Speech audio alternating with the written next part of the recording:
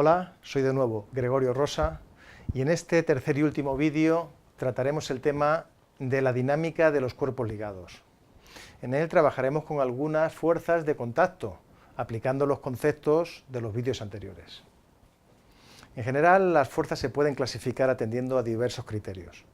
En esta píldora las dividiremos en fuerzas de contacto, como el rozamiento o la normal, y fuerzas a distancia, como la gravedad o las fuerzas eléctricas. Todas ellas son fuerzas, se rigen por la segunda ley de Newton. En este tema trabajaremos solo con las fuerzas de contacto, concretamente con la fuerza normal, el rozamiento, la tensión y las fuerzas elásticas. La fuerza normal es un ejemplo de la tercera ley de Newton. En este caso, el cuerpo ejerce una fuerza-acción sobre el plano horizontal, pero el cuerpo se encuentra en equilibrio. En base a la segunda ley, la aceleración debe ser cero, y por tanto la fuerza neta sobre el cuerpo también es nula. Debe haber, por tanto, otra fuerza más. Se trata de la normal, que actúa en sentido contrario al peso con su mismo módulo. De hecho, las fuerzas normales siempre son perpendiculares a la superficie de contacto entre los dos cuerpos. Si consideramos el mismo cuerpo sobre un plano inclinado, ahora la situación es diferente. El peso es una fuerza vertical, pero aquí no es perpendicular a la superficie de contacto.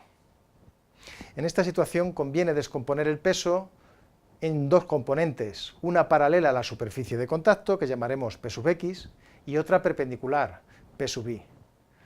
La componente x produce un movimiento, y es la componente y la que ejerce una acción sobre el plano inclinado.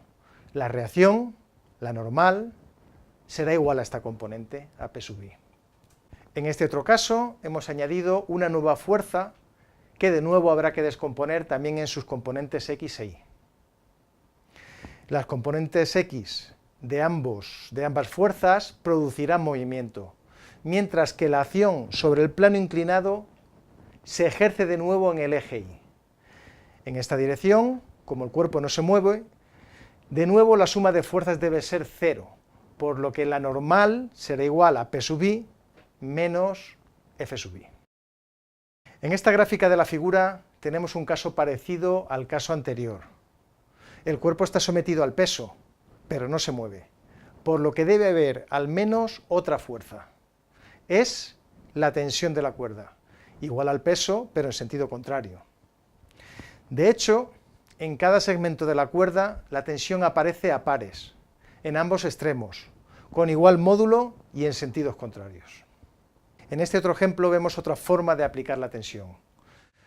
Aquí el peso también se puede descomponer en dos componentes, una paralela a la cuerda, P sub y, y otra perpendicular, P sub x, que es la que produce el movimiento.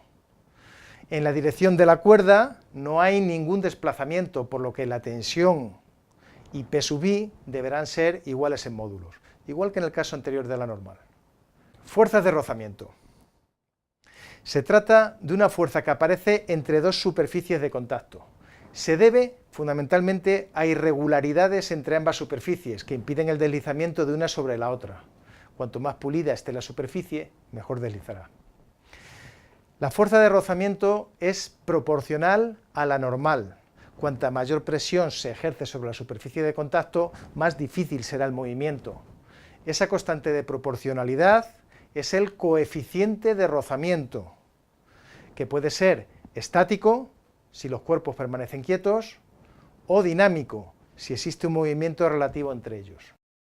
En este segundo ejemplo, P sub x produce un movimiento y la fuerza de rozamiento se opone a él. Esta fuerza de rozamiento es proporcional a la normal, es decir, es igual al coeficiente de rozamiento por P sub y. Si aplicamos la segunda ley de Newton al eje paralelo a la superficie de contacto, el eje x, el sumatorio de fuerzas, es decir, P sub x menos la fuerza de rozamiento, será igual a la masa por la aceleración del sistema. Fuerzas elásticas. Cuando un cuerpo sufre una deformación, aparece una fuerza que tiende a restaurar su forma inicial. Se trata de la fuerza elástica.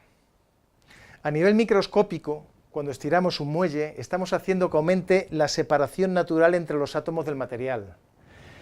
La unión de todos estos átomos tendiendo a volver a su posición de equilibrio supone, a nivel macroscópico, esa fuerza elástica que tiende a retomar la forma original del muelle.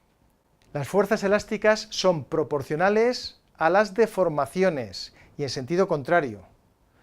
La constante de proporcionalidad es la constante elástica o constante del muelle. Cuando se produce una deformación positiva, la fuerza elástica actúa en sentido negativo para volver al tamaño original. Sucede lo mismo pero al contrario, cuando se comprime el muelle. Esta afirmación se conoce como ley de Hooke, que se puede expresar como fuerza igual a menos la constante por la deformación. Hagamos ahora uno de los ejercicios de autoevaluación. Dos masas ligadas en un plano horizontal con rozamiento de las que tira una fuerza F. Se trata de calcular la aceleración del sistema. Para ello debemos, en primer lugar, dibujar todas las fuerzas y plantear la segunda ley de Newton. El siguiente paso será descomponer esta expresión por componentes. El movimiento se produce en el eje X, por lo que nos fijaremos especialmente en esta componente. Las tensiones son iguales en direcciones opuestas, por lo que se anulan, y además sustituiremos las fuerzas de rozamiento por sus valores, coeficiente de rozamiento por la normal. Una vez hemos realizado estos cálculos, tenemos que la fuerza aplicada menos las fuerzas de rozamiento serán igual a la masa total del sistema por su aceleración. A partir de ahí tan solo nos resta despejar la aceleración e introducir los datos numéricos para obtener el valor de la aceleración del sistema. Y para terminar este bloque dedicado a la dinámica, hagamos un último ejercicio. El muelle de la figura tiene una longitud natural. Cuando se cuelga la masa de la imagen, el muelle se estira y aparece una fuerza elástica que tiende a retornar el muelle a su tamaño natural. Para resolver este problema, planteemos las fuerzas que actúan. En primer lugar está el peso, el cual separaremos, como siempre, en sus componentes paralela y perpendicular al plano. Por otra parte tenemos la fuerza elástica, que tiende a comprimir el muelle. P sub i y la normal se anulan y solo quedan P sub x y la fuerza elástica. El sistema estará en un nuevo equilibrio cuando los módulos de ambas fuerzas sean iguales. A partir de ahí tan solo nos resta despejar la deformación, que es el incremento de x, y sustituir por los valores numéricos para encontrar la solución al problema. Muchas gracias por vuestra atención y espero que esta píldora os haya servido de ayuda.